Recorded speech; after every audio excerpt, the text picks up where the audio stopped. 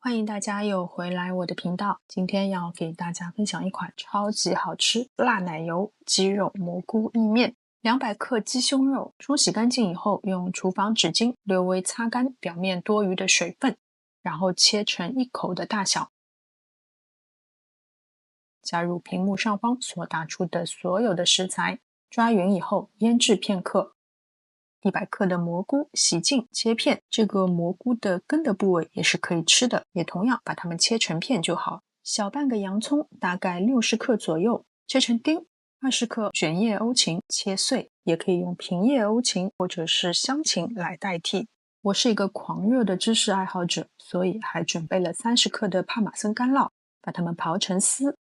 我们先来煮意面，煮滚1锅水，加1小勺的盐和1人份的意大利面，根据意面包装上建议的时间来煮面。烧热适量的油，加入腌制好的鸡肉和蘑菇片，加大概1克左右的盐，用来给蘑菇调味。这里你也可以用黄油来炒，但是我觉得可能会太过厚重了，所以就改用玉米油。炒熟以后就先盛出备用。锅不用洗，烧热15克左右的黄油，加入洋葱和1大勺的辣椒粉，炒至洋葱断生，加入1大勺的面粉，小火炒匀。从现在开始可以全程都用小火，再加入1大勺的番茄酱，大概2克的盐和2克的糖，翻炒均匀以后，加入100克的淡奶油和100克的牛奶，炒至酱汁略微有些浓稠以后，就加入刚刚炒好的鸡肉蘑菇，翻炒均匀以后，先试一下味道，合适了就加入意面拌匀，让每一根意面都裹上酱汁。这个时候可以关火，加入欧芹碎和帕玛森芝士，只要略微翻拌均匀就可以出锅了。这里的辣味绝对是隐藏的惊喜，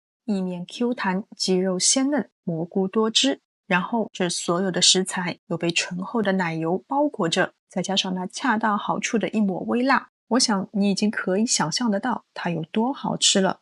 好了，今天的视频就到这边，非常感谢大家的观看，我们下次再见。